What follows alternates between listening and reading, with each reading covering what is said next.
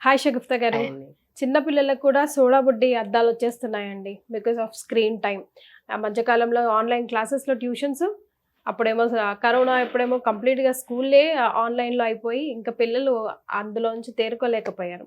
And వాళ్ళకి break అంటే కూడా ఇదర్ ఫోన్ ఆర్ టీవీయే బ్రేక్ అయిపోయింది. అవును. బికాస్ ఆఫ్ ఈ కాంక్రీట్ జంగిల్‌లో ఎక్కడున్నాయి, స్కూల్స్‌కే లేవు పార్క్స్ ఆడుకోవడానికి, గ్రౌండ్స్. ఇంక ఇళ్లల్లో ఎక్కడ ఉంటాయి. సో, ఈ కంటి సమస్యల నుంచి పిల్లల నుంచి పెద్దవాళ్ళ వరకు బయటపడాలంటే మనం ఏం చేయాలి? Being a nutritionist and naturopathy doctor మీరేం చెప్తారు? సో, బేసికల్లీ ఒకటంటా అండి. పిల్లల్లో ఈ మధ్య ఎక్కువ ఈ సమస్య చూస్తున్నామంటే మేబీ బికాస్ ఆఫ్ 100% స్క్రీనింగే. మొబైల్స్ ఇంతకుముందు మనం చిన్నగా ఉన్నప్పుడు మొబైల్స్ అసలు లేవు మనకి. అది కూడా సండే ఒక సినిమా వచ్చేది. ఆ సినిమా సండే చూసేవాళ్ళం. అంతే. మిగతా టైంలో ఎక్కువ మనం స్క్రీనింగ్స్ ఉండేవి కాబట్టి హ్మ్. అప్పుడు లేవు కాబట్టి అప్పుడు పెద్దవాళ్ళలో ఎక్కువ సమస్య ఉండేది. ఇప్పుడు పెద్దవాళ్ళలో తక్కువైపోయింది. పిల్లవాళ్ళలో ఎక్కువైపోయిందంటే బికాస్ ఆఫ్ స్క్రీనింగే. దాన్నైతే మనం తగ్గించలేము. At least yes. న్యూట్రిషన్ పరంగా సపోర్టివ్‌గా ఉండాలి కదా! సో, నేనేమంటానంటే అట్‌లీస్ట్ పడుకునే ముందైనా సరే అట్‌లీస్ట్ మనం పనుంటే ఒకవేళ పిల్లలకి అవసరం ఉండదు కదండీ మొబైల్. హ్మ్. వాళ్ళకేదైనా చదువు పరంగా ఏదైనా అవసరమైతే ల్యాప్‌టాప్‌లో చూసుకుంటారు. క్లోజ్ చేసుకుంటే అయిపోతది. లేదు ఈ పిల్లలు చిన్న పిల్లలు ఇన్‌స్టాగ్రామ్ అడిక్టెడ్ ఉన్నారు. హ్మ్. ఆ ఫేస్‌బుక్ అడిక్టెడ్ ఉన్నారు. నిజం. రీసెంట్‌గా ఒక మా ఫ్రెండ్ వాళ్ళ ఇంటికెళ్ళాను. చిన్న బేబీ ఆల్మోస్ట్ 1 ఇయర్ కూడా ఉండదు తను. మొబైల్ పెట్టుకొని మొబైల్ లేకపోతే అన్నం తినదు. యాహ్! ఆ స్క్రీన్ టైమ్ ఎక్కువవ్వడం వల్లగానే చాలా మంది ఆటిస్టిక్ కిడ్స్ లాగా కన్వర్ట్ అవునండి. అవుతున్నారు వాళ్ళు. నిజంగా. ఎందుకంటే అది కూడా దగ్గర పెట్టుకొని చూస్తుంది. హ్మ్. ఎందుకు మొబైల్ ఇస్తున్నారు అంటే అది ఇవ్వకపోతే అసలు తినరు. ఒకటి హానికరమైనది ఇస్తూ పోషకాలు ఇద్దాం అనుకుంటే తప్పు కదా అంట నేను. హ్మ్. మనం ఆహారం తింటే తను బలంగా ఉంటదనుకుంటున్నారు గదా! హ్మ్. తిన్నది అది.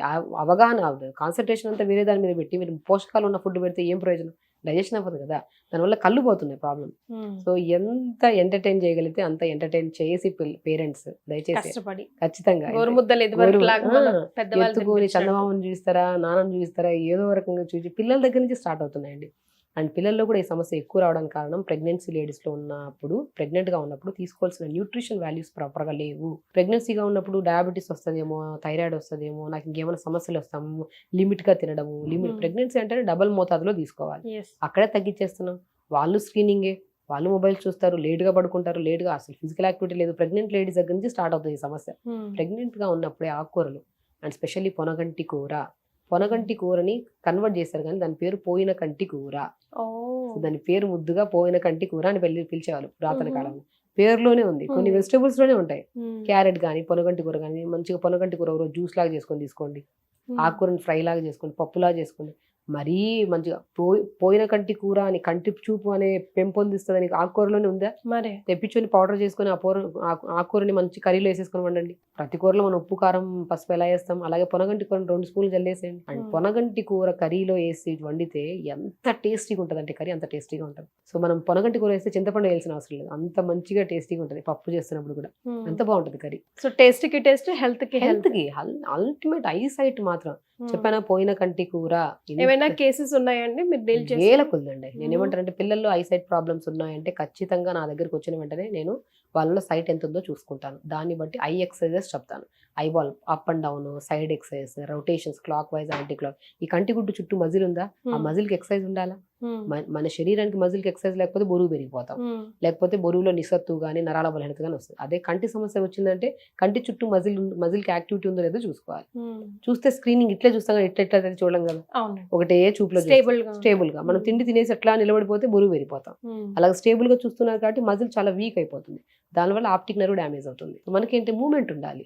మూవ్‌మెంట్ ఉండాలి. ఆ మూవ్‌మెంట్ చేసిన తర్వాత నరాల్లో బలం ఉండాలంటే దాంట్లో ఆకుకూరలు ఉండాలి మనకి. హ్మ్. విటమిన్ ఏ రిచ్ కంటెంట్ ఎక్కువ ఉండాలి. ఓకే. పొనగంటి కూర తీసుకోండి, తోటకూర తీసుకోండి, అండ్ ఎనీ గ్రీన్స్. బచ్చల కూర తీసుకోండి. హ్మ్. పొనగంటి కూర ఎక్కువ ప్రిఫరెన్స్ ఇస్తాను నేను. Okay. And carrot, beetroot, Apple juice చేసుకొని రెగ్యులర్‌గా తీసుకోండి. తెల్ల నువ్వులు, వాటర్ మిలన్ సీడ్స్ అల్టిమేట్‌గా పనిచేస్తాయి. హుహు. వాటర్ మిలన్ సీడ్స్ 1 స్పూన్ నానబెట్టేయండి. పొద్దున్నే బ్రేక్‌ఫాస్ట్ అయిన తర్వాత పిల్లలకి నానబెట్టి ఇచ్చేసేయండి.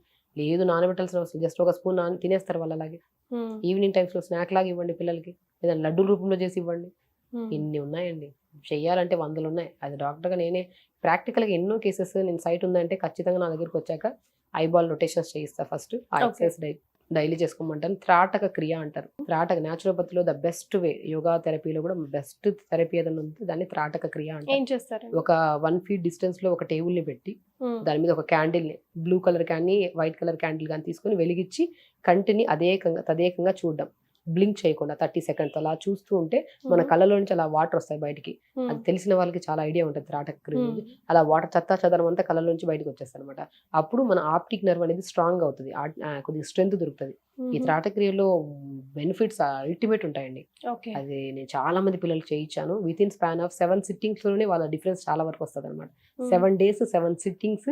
అండ్ ఫుడ్ విషయంలో కొన్ని జాగ్రత్తలు చెప్తాను. 30 seconds లోనే అంత ఆల్మోస్ట్ ఒక 3-4 minutes చేస్తాము. బ్లింక్ చేయకుండా ఉండాల్సింది 30 seconds వరకు. అలా 30 seconds అని పెట్టి మనం 4 or 5 minutes చేయిస్తాం అనమాట. అది మనం చెప్పిన కూడా ఇంకొకసారి మనం నేను ఆల్మోస్ట్ ఒక వీడియోలో చూపించినట్టున్నాను. లేదు అంటే చెప్పినట్టే త్రాటక్రియ అని ఒక వీడియో టైప్ చేస్తే మీకు వస్తుంది. అలా మీరు ఇంట్లో కూడా చేయించవచ్చు. బట్ విత్ ఆక్యుప్రెజర్ పాయింట్స్ చేస్తే మనకు తొందరగా బెనిఫిట్ ఉంటుంది అనమాట. సో ఆక్యుప్రెజర్ పాయింట్స్ మనం ఇయర్ బ్యాక్ సైడ్, హెడ్ లో, ఈ ఐస్ కి సరౌండింగ్ పార్ట్ లో కొన్ని ఆక్యుప్రెజర్ పాయింట్స్ ఇచ్చి ఐస్ కి నీట్ గా మసాజ్ చేసి ఐ క్లీనింగ్ కప్స్ అని ఉంటాయి. ఐ క్లీనింగ్ కప్స్ పెట్టి వాటర్ థెరపీస్ అనమాట. అది చేసి క్లీన్ గా ఐస్ ని తుడిచి దాని తర్వాత త్రాటక్రియలో పెడితే విత్ ఇన్ 7 days లో ఐసైట్ ఎవరు పెద్దవాళ్ళలో కానీ చిన్న వాళ్ళలో కానీ బేసిక్ రిజల్ట్స్ ఉంటాయి. డెఫినెట్ గా అండి. దాంతోపాటు మనం ఆకుకూరలు వాళ్ళకి ఏ డెఫిషియన్సీ వల్ల వచ్చిందో ఈ ప్రాబ్లం, ఆ డెఫిషియన్సీని మనం క్లియర్ చేయడానికి మనం ఫ్రూట్స్ కానీ ఇస్తూ ఉన్నాం అనుకోండి, సెట్ అయిపోతుంది అనమాట. సో అన్ని మన చేతిలోనే ఉన్నాయి, మనం తట్టి లేపట్లేదు అంతే. కొంచెం ఒక అడుగు ముందుకు వేసామనుకోండి, సొల్యూషన్ మన చేతిలోనే ఉంది. ట్రై చేసి చూడండి, మీకే సమాధానం దొరుకుతుంది. Thank you so much.